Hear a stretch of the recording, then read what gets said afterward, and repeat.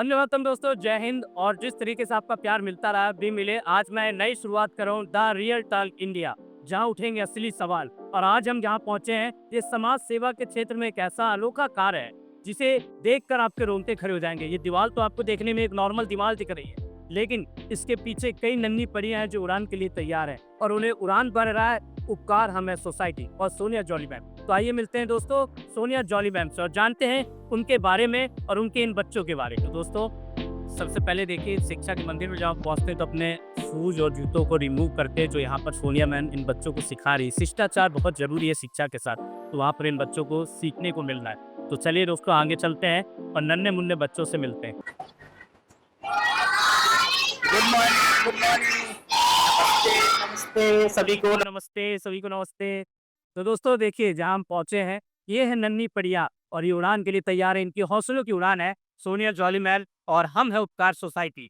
तो आज हम मिलने जा रहे हैं ऐसी शख्सियत से जो सिर्फ और सिर्फ इन नन्ही परियों को हौसला नहीं दे रही है, इन्हें पंख नहीं दे रही है, पंख के साथ साथ इतना कुछ दे रही है कि अपनी जिंदगी बदल पा रही है। तो आइए हम मिलते हैं उस शख्सियत से जो आज इन नन्ही परियों को, एक नहीं कई नन्ही परियों को जिन्होंने उड़ान दिया है। तो आइए दोस्तों, मिलते हैं सोनिया जॉली मैम से।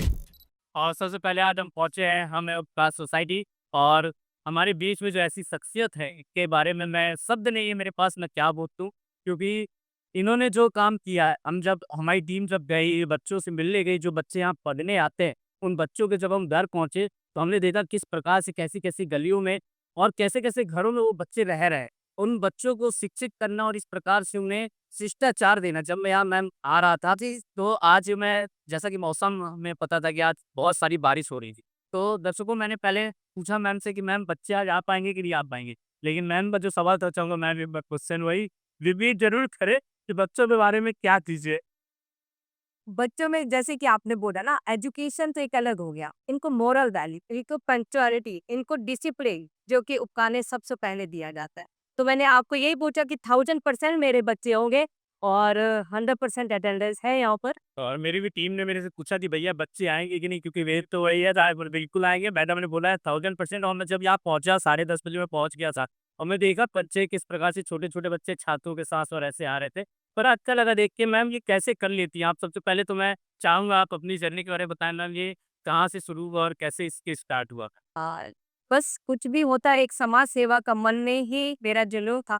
क्योंकि कहते हैं कि हम जो भी हैं अपने माँ बाप का रूप है। मैंने बचपन से ही अपने पेरेंट्स को देखा, उन्होंने मुझको मॉरल वैल्यू देते हुए पढ़ाया। मेरे पापा चार्टर्ड अकाउंटेंट थे और मेरे टाइम पे अच्छी बात ये रही हमारी जनरेशन के लिए कि आउटडोर गेम बहुत खेले। मम्मी-पापा से रोज़ की कहानियाँ सुनी और जो भी मेरे पापा चार्टर्ड अकाउंटेंट थे, जो भी उनके साथ डेली कोई भी घटना होती थी, हम लोग के साथ शेयर करते थे। मेरे पापा आते ही बोलते थे कि सोनिया, सबसे पहले मैं हैंडशेक करता हूँ अपने ऑफ़िस के पियोन से। तो वो मन में आ गया कि जिनको हमारी ज़रूरत है, हम उनका साथ ज़रूर दें। बिल्कुल, ये शिक्षा का एक बहुत अच्छा पार्ट है, और मैं भी सारे पेरेंट्स को कहना चाहूँगा कि आज हम देख रहे हैं कि ब हेड डाउन चीज़ें आ रही हैं। मतलब मोबाइल पे बच्चे अगर बच्चे लंच नहीं कर रहे हैं, खाना नहीं खा रहे हैं, जी। तो पेरेंट्स उसको मोबाइल पकड़ा से। बिल्कुल, हमारे समय में ऐसी चीज़ें नहीं की, और मैं यहाँ के बच्चों को जो देख रहा हूँ, जो यहाँ के बच्चों में अद्भुत कला है। और मैं बिल्कुल, ये चीज़ ज़रूर है, क्योंकि शिक्षा से ही सब कुछ, शिक्षा से ही सब कुछ सिलता है। जो गुरु होता है वही बच्चों में ट्रांसफ़र होता है। तो बिल्कुल आप भी सभी गुणों से परिपक्व होंगी। तो मैम, मैं सबसे पहले चाहूँगा, ये हमें उपकार सोसाइटी जो आपने नाम रखा है, इसके पीछे क्या सोच है और इसको कैसे आपके मन में ये नाम आया है? रहे भावना ऐसी मेरी, सरल सत्य व्यवहार करूँ, जहाँ तक हो सके इस जीवन में औरों का उपकार करूँ, औरों का उपकार करूँ, औरों का उपकार करूँ। अंकित जी, आज हर कोई चाह रहा है कि मेरे पास खुशियाँ हो, तो यूनिवर्स को हमें वही देना होगा। जो हम यूनिवर्स को देंगे, यूनिवर्स हमें वही रिटर्न करेगा। आजकल हर कोई अपने में खुशी दे ढूँढ रहा है, पर नहीं, ज़रूरी नहीं कि हम फाइनेंस ही किसी की हेल्प करें। अगर किसी ने अच्छा काम किया है, तो उसके सिर पर, उसकी बैक पे हम वो शाबाश बोल के भी उसको सपोर्ट कर सकते हैं। ये छोटी-छोटी बातें हमारे जीवन में बहुत लाभकारी होती हैं और इनको ज़रूर यूज़ करना चाहिए। और मैं तो चाहूँगी कि पेरेंट्स पेरेंट्स को एक थोड़ा-सा स्ट्रिक्टनेस ज़रूरी है। इन बच्चों के पास सब कुछ है, माँ जैसा प्यार लुटाती हूँ और जहाँ पर आती है पढ़ाई की, मॉरल वैल्यू की, डिसिप्लिन की, वो मैं सबसे पहले इनको देती हूँ। बिल्कुल, और वो देखने को भी मिल रहा है मैम। जितना अच्छा डिसिप्लिन बच्चों के अंदर है, वो डिसिप्लिन मुझे तो नहीं लगता हम लोग को स्कूल में मिलता था। लेकिन मैम मैं एक चीज़ और जानना चाहता हूँ क्योंकि शिक्षा जैसे आजकल प्राइवेट स्कूल्स हैं, मैं भी कई स्कूल्स में जाता रहता हूँ। मैं वहाँ पे देखता हूँ कि मतलब अच्छी खासी फीस भी है, सारी चीज़ें हैं, फीस भी एक पार्ट होता है, उसके साथ भी कई चीज़ें होती हैं। लेकिन मुझे ये चीज़ मतलब मैं कई पेरेंट्स से मिला आपके बच्चों से, तो उनके पेरेंट्स ये बोलते हैं आज तक मैम ने कुछ नहीं दिया बल्कि हमारे बच्चे ला के हमें देते हैं।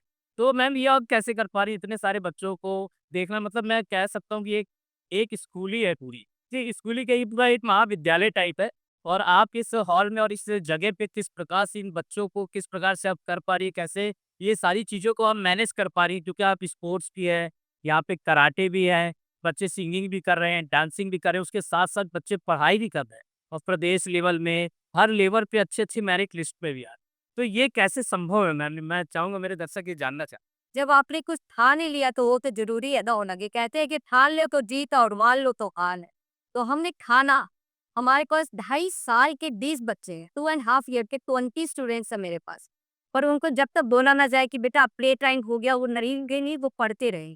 इससे पीछे इनकी फैमिली को मैं सैल्यूट करना चाहूँ।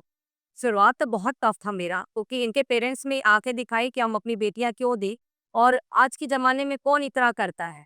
इनको ए टू जेड सारी रिस्पॉन्सिबिलिटी हम प्रोवाइड करते हैं। उपकार की सभी मदर्स मिलकर हम इनकी सारी जिम्मेदारी उठाते हैं। मुझे नहीं लगता कि 11 ईयर से मेरे बच्चों ने पेरेंट्स को बोला होगा कि हमको एक कपड़े की भी ली है। इनको एक टाइम का मील देते हैं।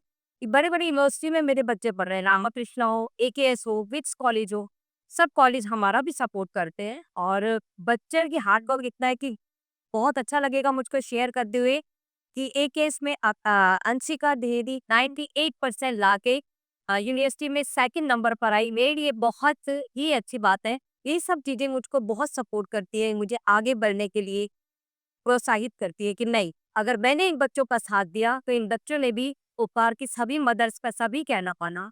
हाँ, इन बच्चों के पेरेंट्स के ऊपर 1 रुपए का भी खर्च नहीं है। हम इनको सब चीज़ें प्रोवाइड कराते हैं। जैसे कि मैक्सिमम घरों से, अच्छे-अच्छे घरों से यहाँ पर कपड़े आते हैं, तो इनके पेरेंट्स भी पहनते हैं और बच्चे भी पहनते हैं। तो मैं इनको कहती हूँ कि पढ़ना है तो मेरे पैसों से पढ़ लो और मस्ती करनी है तो अपने पैसों से करना। यहाँ पर ए टू जेड सभी नीड्स, सभी रिस्पॉन्सिबिलिटीज पूरी की जाती है। जैसे मैंने अपने दोनों बेटों को पाला, वैसे ही 161 डॉटर्स को पालती हूँ। अभी तो अंकित जी मेरे पास 95 डॉटर्स हैं। इस ब्रांच में 95 है और उपकार में 5 ब्रांचेस हैं, टोटल 6 ब्रांच है। तो बाकी 10 बच्चे सब ब्रांचेस में हैं। और मैम अभी मैंने देखा भारत सरकार का पढ़ाई के साथ-साथ सीखो करके एक अच्छा वो आया है। लेकिन जब मैं कल कुछ बच्चों से मिल रहा था, उनके पेरेंट्स के पास जा रहा था, तो मैं तो देखा आपने तो ये कॉन्सेप्ट 11 साल पहले ही 11 साल पहले ही बच्चे हैं जो वो आज पढ़ाई के साथ-साथ मतलब मैंने देखा कि जो 5th क्लास के बच्चे हैं, उनको 7th क्लास के बच्चे पढ़ा रहे हैं और 7th क्लास के बच्चे को 9th क्लास के बच्चे पढ़ा रहे हैं और उन्हें आप कुछ ना कुछ दे भी रही हैं। तो मतलब इससे अच्छा सीखो और इसके कहाँ हो सकता है। बिल्कुल, तो ये बहुत अच्छा आपने इनिशिएटिव लिया, तो इसकी सोच कहाँ से है कि वही बच्चे पढ़ाएँ और वही आगे बढ़े, ये सोच मैम आपके पास? उसकी जी जब आपके ऊपर एक रिस्पॉन्सिबिलिटी आ जाती है, आपके पास बहुत सारी चुनौतियाँ होती हैं, जो आपको रात को भी सोने नहीं देती। मेरे पास 13 टीचर्स थे, तो वही है कि पैशन ये मेरा है। बेशक टीचर्स थोड़ा-सा सीख रहे थे, पर 13 का करते-करते काफ़ी हो जाता था। तो एकदम दिमाग में आया क्योंकि इन बच्चों को पढ़ाने से ज़्यादा मुझको बिज़ी रखना है। आज का टाइम वो हो गया है कि एक-एक बच्चे के ऊपर ध्यान देना पड़ता है मुझको, कि पढ़ाई में जो मार्क्स ना आए वो सब माँ को एक्सेप्ट है, पर आप कैरेक्टर में सबसे अच्छे हो।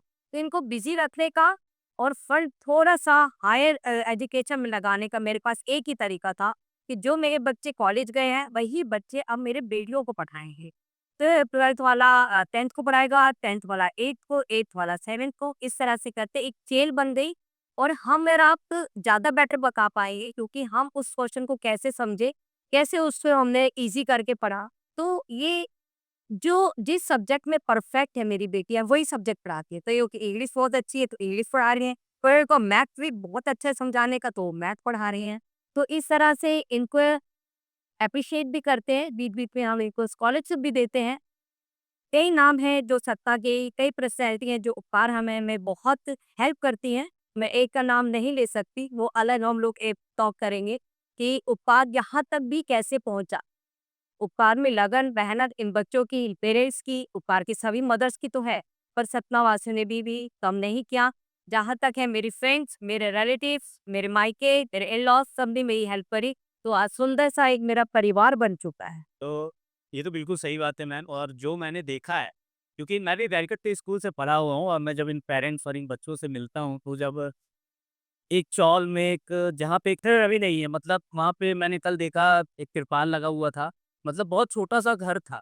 मतलब और वो बच्ची वहाँ पे खड़े होके हाँ, इंग्लिश बोल रही थी मतलब वहाँ का पूरा मतलब मैं मेरे रोंगटे खड़े हो गए माँ ये चीज़ देख के कि मतलब उस जगह पे खड़े होके जहाँ पे लोग सुबह से उठ के शराब मदिरा पीते हैं और अनशन बातें करते हैं, वहाँ पर एक बच्ची खड़े होकर एक कितना बड़ा उदाहरण है हमारे देश के लिए कि एक बच्ची ऐसी जगह पे खड़े होकर इंग्लिश बोले और उसके आस-पास के लोग उसको ऐसे सुन रहे थे और मैं खुद मतलब अद्भुत समझ रहा था कि क्योंकि मैं भी 9th तक टू से पढ़ा मुझे ये समझ में नहीं आ रहा था कि वो बोल क्या रही।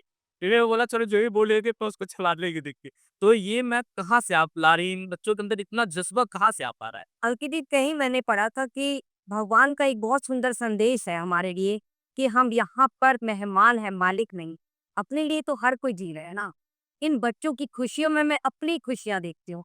मेरे लिए सबसे पहले परिवार और उसके बाद जो भी मेरा समय है। क्योंकि यहाँ पर बच्चे 6:30 बजे आ जाते हैं और रात के 7-8 बजे तक रहते हैं। क्योंकि जो नाइट में बच्चे आते हैं वो जॉब करने वाले बच्चे हैं। पूरे दिन का मुझे मेरे साथ एक्सपीरियंस शेयर करते हैं। बस इनको मैंने एक ही बात डेली बोलती हूँ, सिर्फ करैक्टर अच्छा होना चाहिए बस, सब कुछ कर लोगे। मैंने तो छोटा सपना देखने के लिए इनको बोला ही नहीं, बड़ा-बड़ा सपना देखो। तुम बड़ा सपना देखो, मैं तुम्हारे पीछे खड़ी हूँ, मैंने तुम्हारे सिर पे हाथ रखा हुआ है और अंकित जी ये काम वो करा है, ये भगवान का काम है। पर इसके लिए एक बहुत ही नेक आत्मा चाहिए, जो कि उपकार की सभी मदर्स मेरे साथ कदम से कदम मिलाकर चलती है। इन बच्चों को हम हर फेस्टिवल की वैल्यू बताते हैं। आस-पास जितना एरिया है मैं इनको घुमाने भी ले जाती हूँ। खाली एक बच्चे को बोलेंगे 12 घंटे आप पढ़िए तो नहीं हो पाएगा। इनको सब कुछ मैं वो कराती हूँ, जिससे इनकी पर्सनैलिटी डेवलपमेंट हो। अभी आप आए हैं, आप किसी भी बच्चे को बोलो आप गाना सुनाओ, आप भजन सुनाओ, आप डांस करो, आप रंगोली लगाओ, आप मेहंदी लगाओ, वो बच्चे एकदम परफेक्ट है। अब तीजा आने वाली है, दिवाली आएगी, करवा चौथ आएगा, इन बच्चों की बुकिंग अभी से स्टार्ट हो गई है। तो गाड़ियाँ आती हैं, गाड़ी में बैठ के बच्चे जाते हैं, उनके घरों को रंगोली सजाते हैं, मेहंदी लगाते हैं, वो पेमेंट लेकर आते हैं, हँसते हुए जाते हैं, "माँ, आज मेरी मम्मी बहुत खुश होएगी, आज मैंने 1000 कमाया।" तो मुझको लगता है इनको सबसे ज़्यादा ज़रूरी फंड की है। इनको बहुत अच्छा लगता है जब हम अपने मम्मी-पापा को देखते हैं आज 1000 कमा कर लाए, तो 1000 इनकी फैमिली के लिए बहुत है, ना जाने कितने दिन का राशन हो जाता होगा। जैसा कि माँ आपने बताया कि सुबह 6 बजे, साढ़े 6 बजे से बच्चे आने लगते हैं। कई बार मैं भी देखा हूँ जब मैं वॉक के लिए जाता हूँ तो बच्चे भी है वो हमें क्लास सोसाइटी टी-शर्ट जो है, इसमें जब देखता हूँ तभी मेरे को समझ में आता है यहाँ हमें क्लास सोसाइटी के बच्चे जा रहे हैं। तो ये मैनेज कैसे होता है मैम? आप इतना दिनचर्या आपका भी घर भी है, उसको भी मैनेज करना है, सारी चीज़ें हैं, फिर बच्चों को भी मैनेज करना है। तो ये पूरा आप मतलब इतना क्योंकि हम लोग इतना नहीं कर सकते, इतनी मेहनत सुबह से लेके शाम तक, ये घर भी देखना और भी सारी चीज़ें देखना, मैनेजमेंट भी देखना इनका और हर बच्चों का सिलेबस ये सारी चीज़ें रेडी करना। तो मैम एक मैं चाहूँगा कि इसके बारे में थोड़ा आप ज़रूर बताएँ, वो टीचर्स भी इसको ज़रूर ध्यान से सुनें, जो टीचर्स स्कूल्स में या प्राइवेट स्कूल्स में या गवर्नमेंट स्कूल में पढ़ा रहे हैं, कि किस प्रकार से मैनेजमेंट करना और किस प्रकार से चीज़ें आगे चलती है और बच्चे किस प्रकार से आगे निकलते हैं। तो मैं चाहूँगा माँ आपसे। बेटा कई लोग आते हैं तो कहते हैं कि माँ हम तो एक बच्चे को नहीं संभाल पाते हैं 161 बच्चों को आप कैसे देख लेती हैं। ये इसमें जरूरत होती है सिर्फ प्लानिंग की। अब हमारे यहाँ कल क्या होना है वो आज ही टीचर सब मिल के हम लोग प्लान कर लेंगे कि इस बच्चे को क्या पढ़ाना है। 1 वीक का मैं इनको सिलेबस दे देती हूँ। Sunday to Sunday senior class का हमारे यहाँ टेस्ट होता है और स्कूल में अगर 4th चैप्टर चल रहा होता है और हमारे यहाँ 8th चैप्टर चल रहा होता है, क्योंकि मेरा टारगेट रहता है नवंबर तक सब कोर्स कंप्लीट करने का। ये बच्चे भूल जाते हैं बहुत जल्दी, तो मैं इनके साथ रिवीजन बहुत बार कराती हूँ। एक प्लानिंग होती है, अगर हम वेल प्लान करते हैं, मॉर्निंग अगर हमारी जल्दी होती है, 5:30 में उठ जाती हूँ, वॉक जाते हैं, न्यूज़पेपर पढ़ते हैं, मोबाइल देखते हैं, उसके बाद गुड मॉर्निंग करते ही मेरे बच्चे एंटर कर देते हैं, लॉक मैं ही खोलती हूँ यहाँ का। ऊपर जाते हैं, नहाना-धोना, स्नान होता है, पूजा-पाठ, नाश्ता बनाना होता है, लंच करवाना होता है, उसके साथ-साथ फिर उपकार का भी काम चलता रहता है, घर का भी काम चलता रहता है और इसमें डिसिप्लिन और पंक्चुअलिटी, टाइम टाइम मैनेजमेंट सबसे ज़रूरी है। अगर हम 6 एएम बोलते हैं बच्चों को आने के, तो 5:45 इनके पेरेंट्स जो जूनियर बच्चे हैं, मैं उनको अलाउड नहीं करती कि आप अकेले आइए, उनके पेरेंट्स यहाँ पर आते छोड़ने के लिए। तो पेरेंट्स ने मेरे साथ बहुत हार्ड वर्क किया और टाइम मैनेजमेंट है तो हमारा पूरा दिन बहुत बड़ा दिन लगता है। 5:30 अगर आप उठ जाइए, तो बहुत बड़ा दिन होता है, सारे काम मैं इनके पूरे करती हूँ, सब टीचर्स को बताती हूँ कैसे क्या करना है, इनको आज का ब्रेकफ़ास्ट क्या देना है, इनकी पीटीएम अटेंड करने जाना होता है, सारी ब्रांचेस में मुझको राउंड लगाने जाना होता है, तो हो जाता है, सब हो जाता है। तो मैम मैं एक ऐसे बच्चे के बारे में जानना चाहता हूँ जो आप मतलब उस बच्चे को जब पढ़ाए होंगे आज वो जैसे कई बच्चे हैं जो मतलब जॉब भी कर रहे हैं मैंने देखा कोई जी, हॉस्पिटल में है जी। कोई किसी सीए के यहाँ है तो इन ये जो 4-5 बच्चे हैं उन बच्चों के बारे में मैं चाहूंगा मैम विस्तृत से जानना कि वो उन बच्चों को आपने कैसे तैयार किया और आज वो सीए के यहाँ अगर प्रैक्टिस कर रहे हैं या बिरला जैसी संस्था बिरला हॉस्पिटल एक याद दीजिएगा अच्छे अच्छे स्कूल कॉलेज में पढ़ के वहाँ नहीं जा पाते बिरला हॉस्पिटल में यहाँ से बच्चा पढ़ के बच्ची और वो अच्छा काम कर रही है और वहाँ पे सीख रही है। तो इन बच्चों को आपने कैसे तैयार किया और मैम ऐसा क्या है मैं चाहूँगा कि आपने इनको क्या ग्रोथ की और इनको कैसे आगे बढ़ाया? जी, बे क्योंकि मैं कहता हूँ ना, जो उड़ान होती है वो पंखों से नहीं होती, उड़ान हमेशा हौसलों से होती है और वो हौसला देने वाला भी बहुत इम्पोर्टेंट होता है। जैसे माँ है, ऐसे हौसला देने वाले लोग होते हैं। तो वो हौसला मैं जानता हूँ आप कैसे दी कि हमारे और हमारे दर्शक भी अपने बच्चों को दे सकें? अंकित जी, कुछ लोग जलते हैं दूसरों को रोशनी देने के लिए। तो जब मैंने इन बच्चों को लिया, जब मेरा पहला बैच था, वो 6th क्लास में थे। तो 6th क्लास में जब ये थे तो बहुत सारी प्रॉब्लम आई, बहुत मन था इन बच्चों को अडॉप्ट करना मैंने, वो मैंने अडॉप्ट किया कि इनको किस प्लेस पे बिठाया जाए, इनकी नीड कैसे पूरी करूँ, इनको टीचर्स कहाँ से प्रोवाइड कराऊँ, बहुत सारी प्रोग्राम जो आप देख रहे हैं यहाँ पर मेरी शॉप का गोदाम हुआ करता था किसी टाइम पे। तो धीरे-धीरे वो प्रॉब्लम आई, इनका बेस बहुत अच्छा नहीं था। 6th, 7th, 8th, 9th, 10th तक हमने इनका बेस बहुत मजबूत करा। मेन प्रॉब्लम आई 11th में जब बच्चे आए, माँ अब सब्जेक्ट क्या लें? तब मुझको लगा सब्जेक्ट क्या लें? इन्होंने बोला सब्जेक्ट क्या लें? और मेरे ये कानों में 20 बार आवाज़ गूंजी कि अब मुझको 6 टीचर रखने पड़ेंगे। अगर किसी ने बोल दिया साइंस, तो फिज़िक्स, केमिस्ट्री, बायो या मैथ। किसी ने बोल दिया अगर कॉमर्स, तो अकाउंट्स और एक्स्ट्रा सब्जेक्ट। तो 6 टीचर्स की सैलरी और उनका बैठने का, ये सब कैसे करूँ? पर कहते हैं कि मन में अगर हमने सोचा तो भगवान ज़रूर पूरा करता है। एक-एक करके सब टीचर्स सबसे पहले हमारे पास टीचर्स आए सरस्वती स्कूल के मनोज जी। उन्होंने मुझको बहुत हेल्प करी। उन्होंने एक-एक करके यहाँ पर टीचर आए जो इंग्लिश में अच्छे थे, जो अकाउंट्स में अच्छे थे, जो मैथ में अच्छे, जो केमिस्ट्री, जो फिज़िक्स, जो बायो में अच्छे थे। एकदम परफेक्ट टीचर को यहाँ रखा गया। आज वो 7 बच्चे अलग-अलग जॉब पे जा रहे हैं। पर जब इन्होंने ग्रेजुएशन कर लिया फिर मेरे पास क्वेश्चन था कि यहाँ तो ग्रेजुएशन, मास्टर करके भी कल्लू चाय का स्टॉल लगाए हुए हैं। कहीं मेरे बच्चे तो वहाँ नहीं खड़े होते। ये मेरे लिए बहुत ही एक डर वाला माहौल मेरे अंदर हो गया। इतना पढ़ा-लिखा के, इतनी मेहनत करके हम बच्चों के लिए क्या करेंगे? क्योंकि मैं सभी से एक रिक्वेस्ट बोलना चाहूँगी कि अगर किसी को कुछ देना है ना, जॉब और एजुकेशन बस। कुछ फ्री में मत बाँटिए। एजुकेशन दीजिए और जॉब जहाँ तक दे सकते हैं दीजिए। ग्रेजुएशन करने के बाद जो हमारे अकाउंट्स देखते हैं विपिन राजपूत सर, उन्होंने मुझको सजेस्ट किया कि आप सीए प्रशांत सर के यहाँ भेजिए, वहाँ पर इंटर्नशिप कराएँगे।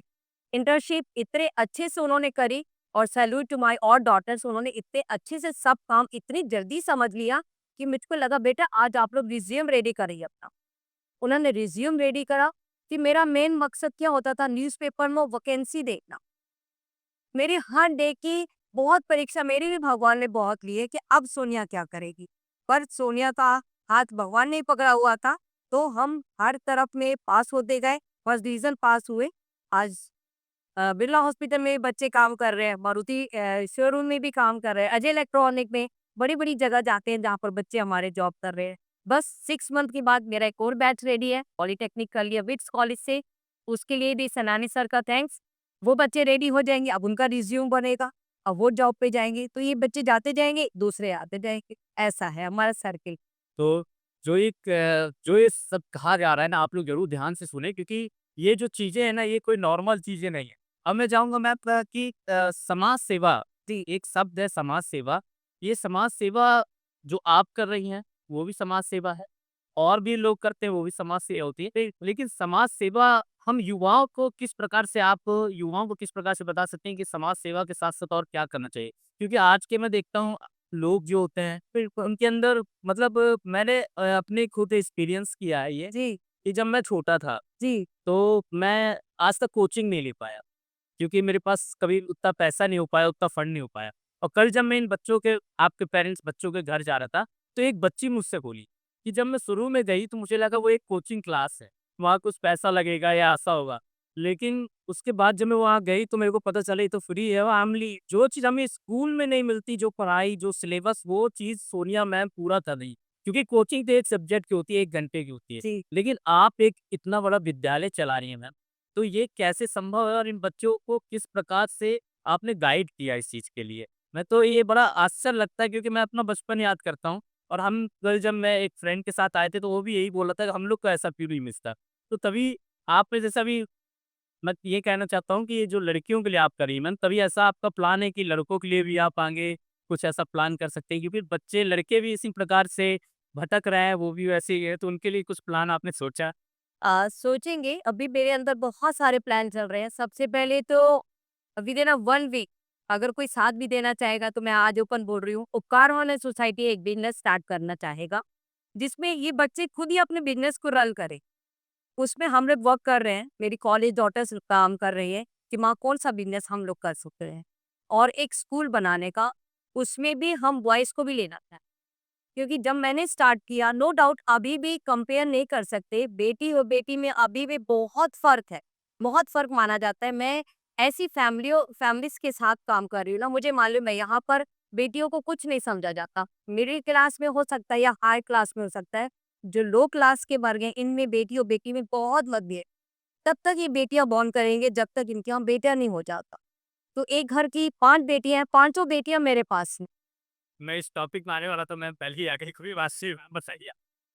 तो बेटा-बेटी बेटे भी रखेंगे, क्यों नहीं रखेंगे? क्योंकि हमने हमेशा बच्चों के ऊपर ही काम किया, है ना? बेटियों के ऊपर करना उस टाइम पे बहुत ज़रूरी था, अभी भी बहुत ज़रूरी है और मेरा तो सबके लिए यही मैसेज है, चाहे वो बेटा हो या बेटी हो, अपना करैक्टर सबसे अच्छा रखिए बस।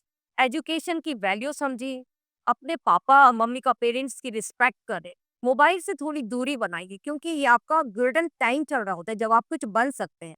उस पीक पर जाइए, जो आप एक एम बनाइए, उस एम तक एक डायरेक्ट नहीं आप चढ़ पाएँगे, एक-एक स्टेप आप चढ़िए।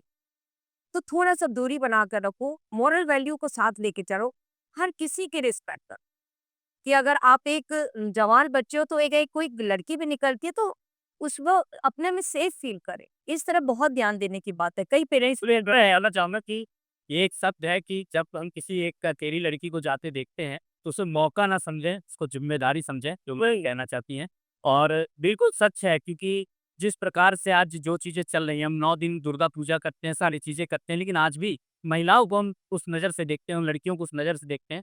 तो युवाओं को एक सीधे डायरेक्ट मैम का एक को ऐसे डाँट भी है, डाँट भी रही हैं, पर बिल्कुल बच्चों को डाँट भी रही हैं, युवाओं को डाँट भी रही हैं, जिस प्रकार की हरकतें करते हैं, आप लोग बिल्कुल करना बंद कर दें। नहीं तो माँ तैयार कर रही है ऐसी लड़कियाँ, क्योंकि कल जब मैं गया मैम के साथ तो वो जो 7 लड़कियाँ मेरे साथ चल रही थी ना, तो मुझे लगा वो 7 लड़के नहीं 7 बॉडीगार्ड चल रहे। बिल्कुल बोला बिल्कुल मोहल्ले में जहाँ जा रहे थे, गली में जा रहे थे, उन गलियों में घुसना मतलब डर लग रहा था कि कोई कैमरा-वैमरा ना छिना ले। लेकिन उन बेटियों को देखकर ऐसा लगा कि नहीं यार तुम लोग को कोई छू भी नहीं सकता। अंकित जी यहाँ पर 2 वर्ड बना है, थकना और डरना। डरना क्या है? हमें डर कब लगता है जब आप कुछ गलत काम करते हैं। जब हम गलत काम ही नहीं करेंगे तो हम डरेंगे क्यों? आप जी भर के जियो ना, आपका जीवन है, आपको जो करना है, पर आपकी नीयत अच्छी होनी चाहिए, आपका मन साफ होना चाहिए, आपका करैक्टर अच्छा होना चाहिए। बहुत बड़ी-बड़ी बातें करने के लिए हम लोग यहाँ नहीं बैठे हैं। उपकार परिवार में 2.5 साल का बच्चा यहाँ क्या समझेगा? हँसो, खेलो, आउटडोर गेम खेले। बहुत सारे बैडमिंटन, बहुत टॉयज़ आते हैं यहाँ पर कि आप लोग गेम खेलो, अपना बचपन जी। जैसे-जैसे थोड़े-थोड़े बड़े होते हैं, मैं इनको सब कुछ बात क्लियर करती हूँ। यही चीज़ सीखने को मिलती है और दोस्तों बड़ा अच्छा लग रहा है कि आज हम लोग यहाँ बैठे हैं, जो बातें हो रही हैं हमारे बीच में हो रही हैं, लेकिन ऐसा लग रहा है कि पूरी दुनिया दिख रही है। ये सिर्फ़ यहाँ की डॉटर्स नहीं है, हमारे पूरे देश की डॉटर्स से बात हो रही है क्योंकि ये the real talk of India है, जहाँ पे होती है असली बातें और असली स